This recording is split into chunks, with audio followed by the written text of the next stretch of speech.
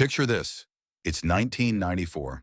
A 30-year-old man is sitting in the passenger seat of a Chevy Blazer, a laptop open on his knees, watching America scroll past the window at 65 miles per hour.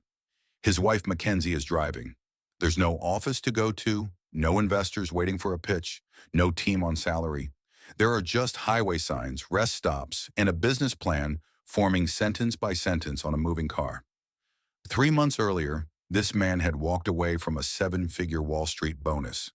He had been the youngest ever senior vice president at D.E. Shaw, one of the most prestigious quantitative hedge funds on the planet. His colleagues thought he was having a breakdown. His boss told him he was making a mistake. His own parents had just handed him $300,000, their life savings, because he'd warned them there was a 70% chance they'd lose every dollar. He knew that. He took the money anyway. What the people watching him walk out of that office didn't understand, what almost no one understood, is that Jeffrey Preston Bezos was not making an emotional decision. He was making the most coldly rational calculation of his life. And the framework he used to make it would go on to shape not just Amazon, but the entire psychological architecture of modern American enterprise. He called it the regret minimization framework. The question wasn't, what if I fail? He knew he might fail. The question was, when I am 80 years old, sitting in a chair, looking back at my life, will I regret not trying? The answer was so obvious it scared him. He had seen a statistic that stopped his blood cold. Internet usage was growing at 2,300% per year. Not 20%, not 200, 2,300. He understood in his bones that he was standing at the edge of something that happened once in a generation, maybe once in a century. The only question was whether he would step into it or watch someone else do it from a corner office on 42nd Street. So he sat in the passenger seat of that Blazer, typing, while his wife drove west. And somewhere between the cornfields and the state line, the blueprint for the largest retail operation in human history began to take shape. This is not a story about luck. This is a story about a specific, replicable, and deeply uncomfortable mental operating system. Jeffrey Preston Jorgensen was born in Albuquerque, New Mexico, in January 1964. His biological father was 17 years old. His mother, Jacqueline, was 16. They divorced when Jeff was 4. His mother remarried a Cuban immigrant named Miguel Bezos, a man who had come to America at 16 with nothing, worked his way through the University of New Mexico on a scholarship, and became an engineer at Exxon. Jeff took his stepfather's name. He also absorbed something of his stepfather's psychology, the immigrant's understanding that the world does not owe you position, only opportunity. From early childhood, Bezos displayed what his family politely called intensity and what his teachers sometimes called an inability to stop. He converted his parents' garage into a laboratory. He rigged electric alarms to keep his younger siblings out of his room. At Princeton, he graduated summa cum laude in electrical engineering and computer science. He went to Wall Street not because he loved finance, but because Wall Street in the early 90s was the fastest moving, most data-dense environment a young quantitative mind could enter. He wanted velocity. He wanted information asymmetry. He got it. And then he walked away from it because something bigger had appeared on the horizon. This is the first lesson embedded in his psychology, and it runs beneath everything else. Bezos has never been loyal to an industry, an institution, or a title. He is loyal only to the size of the opportunity. The moment something larger appears in his field of vision, the calculus resets. Wall Street bonuses versus the internet revolution? No contest. The math was simple. The emotional difficulty was not. That is the regret minimization framework in its purest form. It does not eliminate fear. It reframes the object of fear. You stop fearing failure and start fearing the alternative, the 80-year-old version of yourself who played it safe and spent decades wondering. He drove west. He typed. He chose a product. Why books? This is a question that sounds simple and isn't. The instinctive answer is that books were easy to ship. That's true but insufficient. The real answer is that books were a vector for a psychological hypothesis. There were over 3 million books in print at any given time. No single physical store could stock more than 100,000. That gap between what existed and what any retailer could actually offer was the size of the opportunity. A catalog of infinite depth delivered to a browser, priced below retail, shipped to the door. Bezos wasn't choosing books because he loved literature. He was choosing books because they were the perfect commodity to test whether customers would trust a screen with their money. Once they did it once they experienced the frictionless ease of clicking and receiving, the behavioral pattern was established. Then you could sell them everything else. He incorporated Amazon in 1994. The first transaction happened in July 1995. By the end of that year, the company was selling books in 50 countries. By 1997, it had gone public. By 1998, Bezos had expanded into music and film. By 1999, Time magazine had put him on the cover as Person of the Year. The stock was soaring. The press was adoring. The world had decided Jeff Bezos was a genius. Then the crash came. The dot-com bubble burst in 2000 with the subtlety of a demolition charge.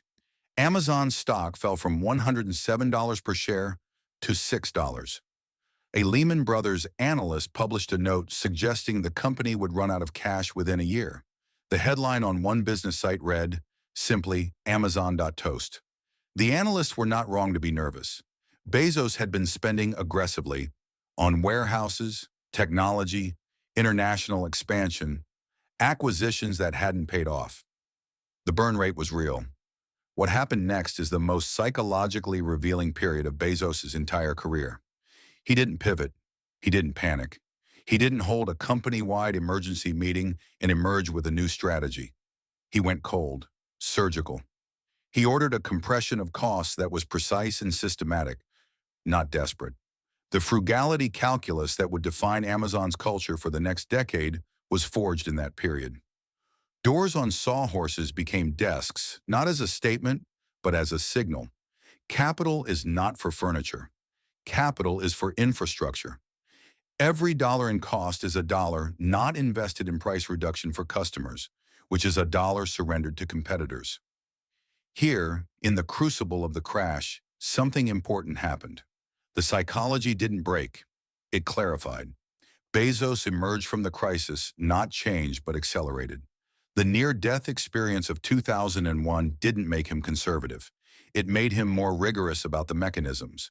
Because the mechanisms, for Bezos, are everything. This is worth pausing on because it is the most misunderstood element of his psychology. Most founders believe in their vision. Bezos believed in his systems. There is a difference. Vision is what you want to achieve. A mechanism is the structure that produces outcomes regardless of whether any individual is paying attention. Bezos's operating philosophy, codified in the famous phrase, "Good intentions don't work, mechanisms do," is the philosophical engine of everything Amazon became. The 6-page memo replaced PowerPoint not because Bezos hated slides aesthetically, but because slides allow vagueness.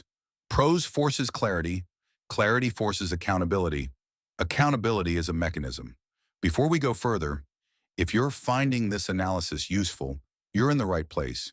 This channel exists to give you the actual architecture behind the greatest business stories in American history, not the mythology, the mechanism. Hit subscribe and turn on notifications, because the most important section of this story is the one coming next, and it's the part almost no one talks about. The years between 2002 and 2007 are where the psychology completes its shape. Amazon Marketplace launched in 2000, allowing independent sellers to list products alongside Amazon's own inventory. On its face, this looked like a concession. Amazon admitting it couldn't stock everything itself. In practice, it was a masterstroke of psychological architecture. By inviting competitors onto its own platform, Amazon transformed itself from a retailer into infrastructure. Think of it this way. If Amazon is a mall, Marketplace turned every independent seller into a tenant paying rent. The more sellers joined, the wider the selection. The wider the selection, the more customers arrived. The more customers arrived, the more sellers needed to be on Amazon. The flywheel had no off switch. What Bezos understood, what competitors didn't, is that the platform layer is the most defensible layer in any market. You don't compete at the product level, you compete at the infrastructure level. where the toll applies to everyone, regardless of whether they win or lose. He had learned this watching the internet itself. Whoever controlled the pipes collected the rent. Amazon Prime arrived in 2005, and its genius was not the two-day shipping. That was the surface. The architecture was behavioral. The moment a customer paid the annual fee, at the time $79, something shifted in their psychology. They had already paid. The marginal cost of each subsequent purchase was, mentally, zero. That is the sunk cost made productive. Bezos understood that the moment of price comparison, the critical second where a customer might consider a competitor, is the most dangerous moment in e-commerce. Prime didn't eliminate that moment. It made it feel irrational. Why would you shop anywhere else? You've already paid for this. You've already earned the free shipping. The competitor's lower price isn't really lower once you factor in what you've paid. The architecture of a single annual fee systematically neutralized the competitive advantage of every other online retailer. This is what Bezos meant when he said, "Your margin is my opportunity." He wasn't talking about undercutting prices. He was talking about using Amazon's scale to invest every dollar of margin back into customer experience. Lower prices, faster shipping, better selection, until the competitor's margin became the mechanism of their own destruction. The behavioral lock-in of Prime is the e-commerce equivalent of Rockefeller's exclusive railroad contracts in the 1880s. The method is different. The outcome, control of the distribution layer at scale, is identical. Then came AWS. In 2006, Amazon Web Services launched publicly, offering computing infrastructure, storage, processing power, databases, on a rental basis to outside companies. The origin story is almost comically mundane. Amazon had built significant internal infrastructure to run its own operations, and engineers realized that external companies could use excess capacity. What they built to solve their own problem turned out to be the most valuable business in Amazon's portfolio. By 2020, AWS was generating roughly 62% of Amazon's total operating income on roughly 15% of its revenue. Netflix runs on AWS. NASA runs on AWS. The CIA runs on AWS. The Pentagon signed contracts with Amazon, companies competing directly with Amazon's retail operation, paying for the very servers that power the logistics engine, outcompeting them. This is the psychological framework in its purest expression. Don't compete at the level everyone else is competing at. Build the layer they all depend on. Then charge them to exist on top of you. While retailers were trying to figure out how to match Amazon's shipping speed, they were unknowingly funding Amazon's infrastructure with every dollar they spent on cloud computing. The siege was invisible. That's what made it genius. And then there is Blue Origin. Bezos has been funding his private space company since 2000. He sells approximately $1 billion of Amazon stock per year to finance it. People who don't understand his psychology find this eccentric. A distraction, a vanity project, a billionaire playing Rocket Man. People who understand his psychology recognize it as the logical extension of the same framework that put him in that Blazer in 1994. Bezos' time horizon has never been quarterly. It has barely been decadal. He once described his ideal state as being 10 years ahead of the market. Not 1 or 2, but 10. That posture requires something most business people are never trained to cultivate: the willingness to look foolish for a very long time before being right. Blue Origin is not eccentricity. It is the regret minimization framework applied at civilizational scale. When he is 80 years old sitting in that chair, he will not regret the rockets. He will regret having stayed inside the planet. That is the infinity mindset, and it is the final, most dangerous expression of his psychology. Dangerous because it implies that Amazon, for all its scale and dominance, is merely the first chapter, which brings us to what cannot be ignored. Amazon's rise has generated a paper trail of allegations, investigations, and documented harms that no honest portrait can omit. The warehouse conditions, workers urinating in bottles to meet productivity quotas, ambulances called to distribution centers during heat waves, injury rates that OSHA data showed ran significantly above industry averages for years. Amazon disputed the framing. The documents existed. Congressional hearings produced testimony from workers who described environments of near mechanical efficiency at direct human cost.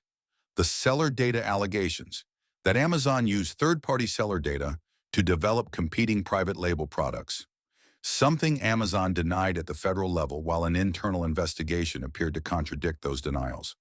The antitrust scrutiny that followed represented the most significant regulatory threat to the company's structure in its history.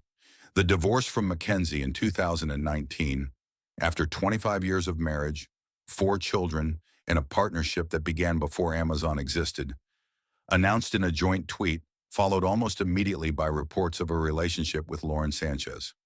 McKinsey went on to give away billions. The press cycle was brutal and prolonged. What it revealed about Bezos, the person, is genuinely ambiguous, and that ambiguity is honest. The resignation as CEO in 2021, timed to the launch of Blue Origin's first crewed flight, handed to Andy Jassy, framed as a transition and not a retreat.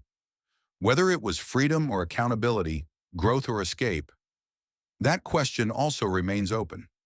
These sections of the story do not resolve cleanly. They are not meant to. The narrator of this documentary does not have a verdict. What the evidence does show is a man who built mechanisms so powerful that their operation generated friction, moral, legal, human, that no amount of good intention could prevent. That, too, is a lesson. Not an endorsement, a lesson. Tell me in the comments, which of Bezos's psychological strategies do you think applies most directly to your own business today? So what do we actually take from the psychology of Jeff Bezos? Not as a moral verdict, but as a structural analysis. The first principle is the one that started everything. Minimize regret, not risk. The question before a transformational decision is not, what if I fail? It is, what will I think of this moment when I am 80 years old? Risk is a variable you can manage. Regret is a verdict you carry. Bezos understood the difference young enough to act on it, and that reframing, more than any amount of capital or intelligence, is the true origin of Amazon. The second principle lives in the architecture of marketplace in AWS. Compete at the infrastructure layer, not the product layer. The product-level competition is visible, crowded, and temporary. The infrastructure layer is invisible, structural, and compounding. If you can become the layer that others depend on, the pipeline, the platform, the operating system, then their success funds your dominance. This is not a metaphor. This is the literal mechanism of the most profitable business units Amazon has ever built. The third principle is patience deployed as a competitive weapon. Wall Street wanted quarters. Bezos wanted decades. Amazon famously operated near zero profit for years, reinvesting every dollar into scale, selection, and speed. This drove analysts to distraction. It drove competitors out of existence. The willingness to be misread by the market, to absorb short-term skepticism in exchange for long-term moat, is a form of leverage available to any founder who can tolerate the noise. Most cannot. That inability is a gift to those who can. The fourth principle is the architecture of lock-in through value, not contract. Prime didn't hold customers by penalty. It held them by making departure feel irrational. The most durable moats are not legal or technical. They are psychological. When leaving costs the customer something they value more than the alternative, you have built something no competitor can easily replicate. Every startup founder building a subscription product should be asking, not how do I lock them in, but how do I make leaving feel like a loss? The fifth principle is the one that survives longest. Mechanisms outlast vision. Bezos is no longer CEO of Amazon. The company he built continues to operate, expand, and dominate because he spent 27 years encoding his psychology not just into culture, but into process. The 6-page memo, the working backwards document, the leadership principles, the 2-pizza team rule. These are not corporate slogans. They are the institutionalization of a single mind's operating system, distributed across 1 million employees. Systems survive founders. What Bezos built will survive him. That is the highest expression of any builder's psychology. Not to build something that depends on your presence, but something that runs on your logic long after you've left the room. There is a man sitting in a Chevy Blazer in 1994. His wife is driving. He has a laptop open and a question burning in his mind that he has already answered, even if it will take the rest of his life to prove it. The car keeps moving. The highway keeps scrolling. The business plan keeps forming, word by word, on a screen in a moving vehicle somewhere in the American interior. What was typed in that car is now the largest retail operation on Earth, the backbone of the modern internet, a rocket company with its eyes on another planet, and a set of psychological principles so structurally coherent that they function whether or not you admire the man who designed them. Amazon didn't happen because Jeff Bezos was lucky or uniquely brilliant or born with something the rest of us don't have. It happened because he asked the right question before anyone else was asking it, and because the answer he got was clear enough to drive across the country on. The world is full of people sitting in the driver's seat of their own version of that Blazer. The only question that actually matters is the same one he asked 30 years ago. When you are 80 years old looking back, what will you regret not having tried? That question is still available. It costs nothing to ask. And if the evidence of this story means anything at all, the answer may be the most structurally important decision you ever make. If this video changed the way you think about business psychology, subscribe to the channel and share it with someone who needs to hear it. We're not dealing with mythology here. We're dealing with mechanisms. And the architecture that still needs to be explored will last a long time.